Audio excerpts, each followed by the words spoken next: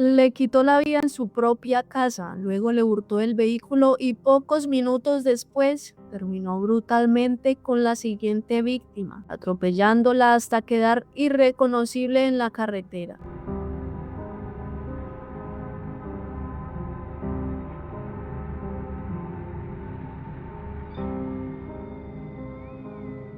Wade Steve Wilson nació el 20 de mayo de 1994 y fue adoptado por Steve y Candice Wilson luego de que sus padres de 15 y 14 años no pudieran hacerse cargo. Además, su madre biológica tenía trastornos mentales y adicciones fuertes a esa corta edad. Steve Wilson y Candice tuvieron dos hijas más que compartieron la infancia con Wilson. Wilson fue creciendo en Tallahassee, Florida. Tuvo una infancia complicada y a los 13 años cambió radicalmente su comportamiento. Empezó a decirle a su padre que tenía ataques de pánico, incluso veía sombras en el garaje de la casa, por lo que su padre le brindó ayuda psicológica, pero ya Wilson se encontraba en una etapa muy rebelde y no pudo someterse al tratamiento. Wilson asistió a la escuela Lipton Chiles High, empezó a comportarse de forma misteriosa y usar palabras densas y sarcásticas con sus compañeros. El único objetivo era seducir a las compañeras de clase. También entró al mundo de las sustancias psicoactivas y fue expulsado del colegio al haber fumado marihuana y prendido un rollo de papel higiénico en el baño de la institución. Luego, con los años, empezó a cubrir su cuerpo con tatuajes y fue relacionado con un grupo ultra radical de supremacía blanca en Estados Unidos. Durante su juventud, Wilson fue descrito como un problemático y estuvo involucrado en actividades delictivas menores y abusos de sustancias. Sufrió varias lesiones en la cabeza durante su infancia y adolescencia, las cuales más tarde fueron factores que contribuyeron a su inestabilidad emocional. Sus problemas con la ley comenzaron en el 2012 en el condado de León, donde estuvo implicado en varios incidentes, incluso robos a mano armada, asaltos y delitos con armas de fuego. En noviembre del 2013, Wilson fue sentenciado a prisión por robo y hurto mayor, una condena que cumplió hasta septiembre del 2014. En el 2015 enfrentó cargos de agresión sexual y secuestro, tras ser acusado por una mujer de haberla agredido en su vehículo después de una fiesta. Sin embargo, fue absuelto de estos cargos. En el 2017 fue encarcelado nuevamente por el robo de armas de fuego en una tienda, cumpliendo una condena hasta julio del 2018. Más tarde, en el 2018, Wilson fue vinculado en el caso de Dennis Williams, quien fue condenada por conspirar para a su marido. Durante este tiempo, Wilson supuestamente intentó fabricar pruebas y ofreció quitarle la vida a Williams. Y en febrero del 2019, Wilson tenía una novia, quien denunció un incidente en el que aseguró haber sufrido un intento de estrangulación por parte de Wilson. Y aunque inicialmente lo acusó de secuestro y violación, los cargos no se persiguieron debido a la falta de pruebas y a la existencia de una orden de no contacto. El 1 de julio del 2019, Wilson fue arrestado nuevamente por agresión. Pocos meses después fue dado en libertad condicional porque las pruebas habían sido manipuladas. En horas de la noche del día 6 de octubre del 2019, a los pocos días de haber salido en libertad, Wilson salió a tomarse unas cervezas en el bar Cape Coral, Florida, llamado Buddha's Life, en Fort Myers. La noche aparentaba ser tranquila y serena, aunque Wilson quería recuperar la relación con Melissa Montañez, una mujer de 41 años con quien estuvo 2 meses de relación antes de haber sido arrestado. Había intentado llamarla en diferentes ocasiones, pero Melissa no le había dado respuesta, a lo que decidió ir por ella y llevarla con él nuevamente al bar. Allí empezaron a discutir, ya que Wilson le dijo que solo estarían un momento, porque luego irían con un amigo suyo, Jason Chipper, de quien ya sabía Melissa que era no solo el amigo, sino también un microtraficante. Melissa, enojada, decide irse, pero antes Wilson le pide el automóvil. Con el poder de manipulación que ya tenía entrenado con su padre, al que solo llamaba y contaba historias increíbles con tal de recibir ayuda económica, la misma la utilizó con Melissa, quien llamó a una amiga para que la recogiera y se fue a casa con ella, dejando el vehículo en poder de Wilson. Wilson en el bar empezó a consumir sustancias y poco después empezó la conversación con dos mujeres, Christine Melton de 35 años y su amiga Stephanie contemporánea a ella. Después de coquetear un rato con Christine y tomar bebidas, le sugirió el mismo plan que le había ofrecido a Melissa, de ir donde su amigo. Ellas aceptaron y se fueron en el auto de Melissa. Ya en casa fumaron, consumieron sustancias y bebieron alcohol. Después de allí fueron a la casa de Christine en Florida. Una vez dentro, Stephanie notó que estaba sobrando, ya que el coqueteo entre los dos era muy intenso. Con la excusa de que debía levantarse temprano al día siguiente, decidió marcharse. Wilson y Christine tuvieron relaciones y después Christine durmió. Allí, justo en el momento más inofensivo, Wilson la empezó a estrangular alrededor de las 4:30 de la mañana. Seguido la golpeó brutalmente para luego robarle el automóvil y dejar el vehículo de Melissa en el lugar de los hechos. Wilson manejó durante un rato con la sensación y adrenalina del crimen que había cometido. En el camino vio a una mujer, Diane Ruiz, de 43 años, camarera y madre de 2 hijos. La llamó para que se acercara y le preguntó cómo llegar a una dirección. Una gran mentira, porque Wilson conocía todos los rincones del lugar. Solo era la excusa para acercarse a ella. Una vez que estuvo en confianza por su carisma y dotes de seducción, a los pocos minutos se ofreció para llevarla a donde se dirigía. Ruiz se subió al auto robado sin sospechar en lo que iba a terminar. A los pocos minutos notó que la ruta no iba hacia la dirección que le había dado, a lo que le pidió que parara, pero Wilson la ignoró, por lo que optó a intentar tirarse del vehículo en marcha, provocando un forcejeo entre Wilson y ella. Inmediatamente Wilson la empezó a repitiendo lo que había hecho con Christine unos minutos antes, solo que esta vez no logró quitarle la vida tan fácilmente. Cuando vio que seguía viva y respirando, la arrojó fuera del vehículo para después atropellarla más de 20 veces, quedando como un espagueti en la carretera. Al amanecer, la familia reportó a la policía que Ruiz no había llegado a casa, pero debieron esperar 48 horas para empezar la búsqueda. También al día siguiente, cuando despertó Melissa, vio que en su teléfono tenía muchas llamadas perdidas de un número desconocido. Mientras lo seguía revisando, volvió a entrar otra llamada del mismo número. Cuando contestó, era Wilson. Alterado y descontrolado, la insultaba y ofendía, y tras de todo, le pedía que necesitaba verla urgente. Melissa no quería verlo, estaba molesta y temía por el carácter de Wilson, pero sí necesitaba su auto. Tomó las medidas necesarias, le dijo que fuera a su trabajo, ya que era un lugar público, por lo que pensó que eso la ayudaría a estar más segura. Cuando Wilson llegó al trabajo de Melissa, ella vio que no estaba manejando su auto. Entonces, lógicamente, comenzó a cuestionarlo y preguntarle de quién era ese auto y dónde estaba el de ella. Pero Wilson se quedaba callado, no contestaba nada, pero le gritaba que se subiera rápido al auto. Melissa no quería subir, pues tenía temor de lo que le podía pasar. Entonces Wilson se puso más agresivo, empezó a exigirle e intentó obligarla, así que salió del auto y trató de meterla a la fuerza. Melissa se resistió valientemente y empezó a gritar por ayuda. Wilson estaba como loco. Cuando bajó del auto no pensó en apagarlo y después empezó a avanzar solo, pasándole por encima de los pies a Wilson. Esto fue el detonante para tirar al piso a Melissa, intentando extraerla como lo había hecho hace poco con las 2 víctimas. De un momento a otro se detuvo, se subió al auto y se fue. Las personas que estaban alrededor reportaron lo que sucedía inmediatamente al 911. Minutos más tarde llegó la policía al lugar y Melissa identificó a Wilson, dando los detalles que podía, entre ellos que el auto que tenía era robado, un Versa negro.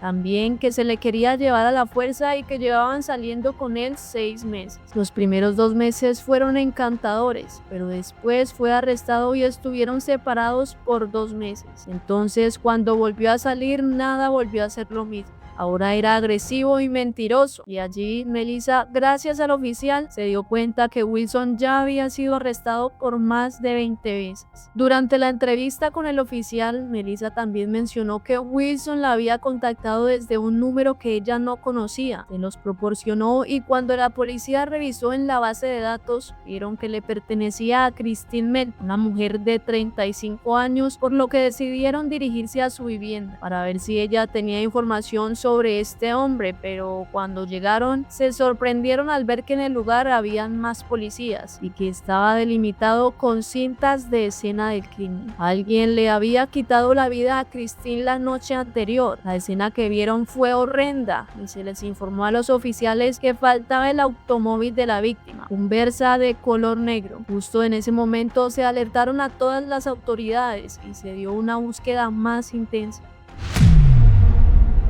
Ahora no solo estaba siendo buscado por la agresión a Melissa, sino por ser el único sospechoso del crimen agravado. Poco después, a 8 kilómetros de la casa de Christine, un oficial vio un automóvil Versa negro en el parqueadero fuera de un restaurante. Cuando se acercó, estaba siendo conducido por Wilson. Mientras se acercaba el oficial para hablar con él, prolongando la charla mientras los refuerzos llegaban, Wilson dijo que solo estaba esperando a su novia. Hizo bajarse del vehículo y entregarles las llaves al oficial, pero solo fue una amague y lo que hizo fue huir del lugar, conduciendo 9 kilómetros más hasta donde trabajaba otro de sus amigos.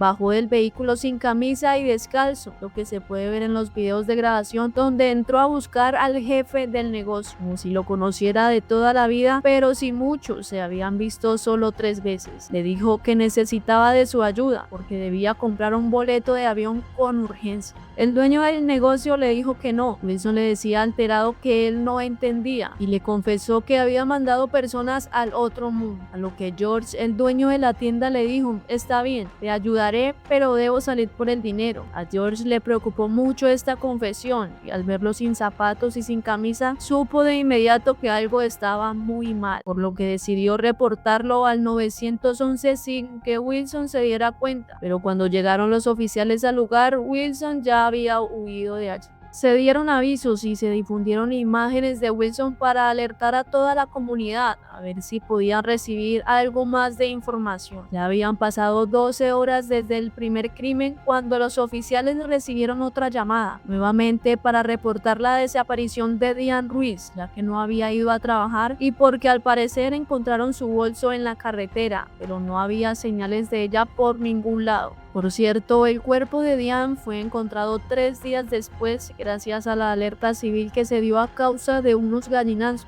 indicando que en el lugar había algo en descomposición. Cuando la patrulla llegó al lugar, allí estaba el cuerpo que para ser identificado fue necesaria la ayuda familiar, donde el reconocimiento fue efectivo únicamente gracias a un tatuaje que tenía en la espalda, dado su nivel de descomposición y el estado fatal del atropellamiento. A los pocos minutos de la primera llamada a los oficiales, el padre biológico de Wilson fue contactado. Era Wilson confesándole los terribles hechos. Al principio, su papá no le creyó mucho porque estaba acostumbrado a grandes historias con tal de conseguir ayuda y dinero. Alrededor de las 10 de la noche, Wilson le volvió a llamar y le contó nuevamente la historia, pero con más detalles. Wilson le dijo que había conocido a una mujer la noche anterior, con la que había compartido bebidas y después se habían ido a solas a su casa, y cuando estaban en la intimidad, él le quitó la vida. Le dijo que no supo cuánto tiempo pasó, pero que pensó en la manera de deshacerse de las evidencias, que intentó meterla en la cajuela del auto, pero ya estaba muy rígida, por lo que le fue imposible y la dejó allí, yéndose con su auto. También le contó que mientras iba manejando se encontró con Diane, a quien le preguntó por direcciones y se ofreció a llevarla al trabajo, pero que en el camino también la había atacado. Le obstruyó las vías respiratorias hasta que dejó de moverse. Después fue a estacionar y cuando la bajó del auto vio que Diane seguía respirando, así que decidió pasarle el auto por encima varias veces.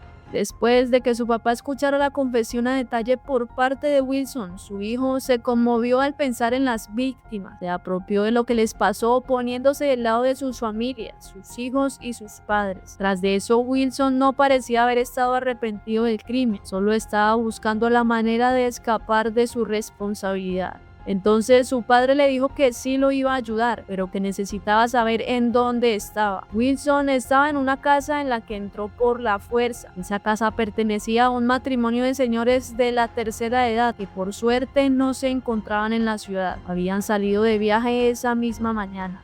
Wilson le mandó la ubicación exacta para que su padre le mandara a recoger para ayudarlo, sin saber que él era quien lo iba a entregar. Minutos después, el 14 de octubre del 2019, Wilson fue arrestado.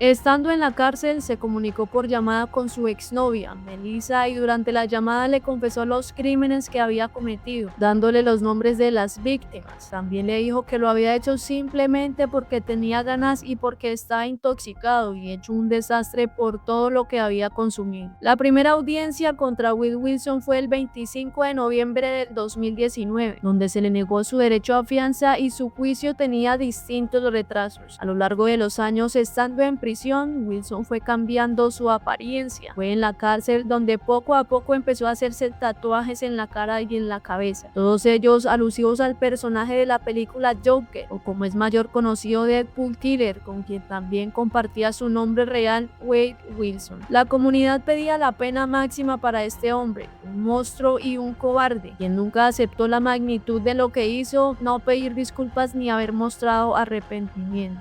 Durante las siguientes semanas, el juicio contó con una serie de testimonios en contra de Wilson. Melissa afirmó que su exnovio había intentado quitarle la vida y que después planeó quitarse la vida a él también. Dijo que Wilson tenía dos caras y que era muy bipolar. Podía ser el hombre más tierno, pero también un monstruo. Lo más seguro es que hubiera usado los dotes de seductor para atraer a las víctimas. Pero el testimonio que más llamó la atención fue el de Steven Testasar, el padre biológico de Wilson. Dijo que la comunicación con Wilson había sido esporádica, que se reencontraron ya cuando Wilson tenía 18 años y que el 7 de octubre su hijo se había comunicado nuevamente con él. Entonces relató el otro lado de la historia, donde le dijo que ya dos personas jamás volverían y que le había contado cómo había a Christine después de que se había quedado dormida y que Diane todavía respiraba y que en varias ocasiones le pasó por encima hasta quedar como un espaguetis antes de huir de allí. También le dijo que se sentía genial por haberse convertido en un asesino. Finalmente pensó que lo estaba tomando del pelo que no tenía, ya que estaba acostumbrado, pero luego recibió otra llamada telefónica en la que sospechó que lo que su hijo le estaba contando era cierto. Lo peor de todo es que sentía que Wilson estaba esperando que compartiera su emoción, como si fuera un logro. Después de ese testimonio, Wilson dijo en la audiencia que su padre nunca lo había querido, estaba allí para hundirlo más y para pegarse de su fama. Durante el proceso judicial se presentaron pruebas sobre su salud mental. Un neurólogo testificó que los escáneres cerebrales mostraron traumas y deterioros que podrían explicar algunas de las conductas impulsivas de Wilson. Sin embargo, los expertos de la fiscalía argumentaron que el abuso de drogas fue un factor más importante en sus acciones. La defensa alegó que el abuso de drogas por parte de Wilson podría haber afectado su juicio en el momento del crimen. La sentencia de Wilson estuvo rodeada de interés público y controversia, incluidos numerosos mensajes de personas pidiendo clemencia. Su caso planteó preguntas sobre la intersección entre la salud mental, la conducta criminal y el sistema de justicia. Las reacciones del público fueron mixtas. Algunos expresaron simpatía debido a sus problemas de salud mental, mientras que otros se concentraron en la brutalidad de sus crímenes. Mientras el jurado leía el veredicto, Wilson ni siquiera mostraba arrepentimiento ante las víctimas. Por el contrario, levantó la vista dejándose ver soberbio y perturbador. Más de los 8 jurados requeridos recomendaron la pena de muerte para Wilson por el asesinato de Melton y por el asesinato de Ruiz. Bajo estas circunstancias, el tribunal no encontró ninguna base para anular el veredicto del jurado. El juez ordenó que Wilson fuera sentenciado de la siguiente manera. Por el asesinato en primer grado de Christine Melton, el acusado fue sentenciado a muerte. Cargo 2, hurto mayor de un vehículo. El acusado fue sentenciado a 5 años de prisión en el Departamento Correccional de Florida. El tercer cargo por agresión fue sentenciado a 364 días de cárcel en el condado Lee. En el cargo número 4, asesinato en primer grado de Diane Ruiz, el acusado fue sentenciado a muerte. por el juez Nicholas Thompson. El caso ha causado gran revuelo en el país y en redes sociales, no solo por la brutalidad de los crímenes, sino también porque algunas personas, atraídas por los rasgos físicos de Wilson, han creado un movimiento en redes sociales para intentar salvarle la vida al hombre de 30 años. En TikTok incluso hay varias cuentas de fans exaltando cuán guapo es y pidiendo que no le quiten la vida. El asesino ha recibido más de 4.000 mensajes de admiradoras a lo largo de su estadía en la cárcel, algunas de ellas explícitas. En ellas le declaran su amor y además solicitaron que le perdonen la vida por ser un hombre guapo. Su atractivo aspecto, sus llamativos tatuajes faciales, entre los que se encuentra una pequeña esvástica, y sus trajes de colores captaron la atención de aquellos navegantes de internet. Banalizaron el caso comentando: me gusta, pero me asusta, o solo le falta un poquito de amor. Para la mayoría de la sociedad son monstruos, pero algunas mujeres ven a los violentos criminales como machos viriles y atractivos, hombres que pueden transformar y redimir a través de su amor, o niños indefensos que deben proteger. Pero ¿por qué crees que insisten en defender y hacer famosa a una persona por su atractivo físico y no por su comportamiento criminal? También se incluyó la llamada telefónica de junio con Wilson, en la que le preguntaron si estaba interesado en realizar algún tipo de documental televisivo, a lo que respondió que no quería participar en su documental sobre su caso a menos que le pagaran. No me importa si nadie quiere pagarme, alguien lo hará, simplemente lo haré mío y me ocuparé de mis asuntos, dijo Wilson. Si voy a hablar de algo, me pagarán por ello. La verdad es que no me importa la fama, no me importa nada, dijo Wilson. ¿Crees que soy un monstruo? Y ya sabes, claro, puede que lo sea, pero aún así a los monstruos se les paga, a todos se les paga, añadió Wilson. Una segunda llamada telefónica entre ellos concluyó con Bunny, la mujer que entrevistó a los jóvenes hijos de Chris, diciéndole a Wilson que una compañía de producción quiere seguir adelante con la producción de la serie documental, pero las leyes prohíben que Wilson reciba un pago por su participación. Después de una larga pausa, Wilson dijo: dime cuál es esa ley, le enviaré un mensaje a mi abogado ahora mismo. Wilson estaba apelando su sentencia de muerte. Tenía una audiencia de seguimiento programada para el 13 de noviembre a la 1 de la tarde. Sus abogados solicitaron al juez poder comparecer por teléfono o Zoom, según consta en documentos judiciales. El asesino convicto y una de sus partidarias, Jesse Teonica, también presentaron una demanda contra la oficina del sheriff del condado de Lee y la oficina del fiscal del estado por la publicación de las llamadas telefónicas entre ellos desde la cárcel. La demanda afirma que Teonica ha sido objeto de acoso en línea debido a su relación con Wilson. Ya ha pasado más de un año desde que el juez Nick Thompson sentenciara a Wilson a la pena de muerte por inyección letal. Desde entonces permanece recluido en el corredor de la muerte en Radford, Florida, una de las cárceles más temidas del estado, un lugar donde se llevan a cabo las ejecuciones capitales. Allí su día a día transcurre en paredes estrechas de hormigón y luces leves controladas. Wilson permanece en una celda individual sin acceso a televisión, compañía, internet y bajo vigilancia constante. Solo tiene 1 hora al día para salir de la celda, pero solo puede caminar completamente solitario en un patio de concreto sin compañía de reclusos y sin hablar con nadie. Tampoco puede tocar nada. Wade Wilson ya murió, o al menos legalmente no tiene escapatoria. Su destino está sellado con la cadena de pena de muerte. Suponiendo que reviva de los muertos, deberá enfrentar otra pena de muerte. Aunque la ejecución aún no tiene fecha, el caso de Wilson continúa presente en la memoria de la comunidad por la violencia y el dolor que dejó a su paso.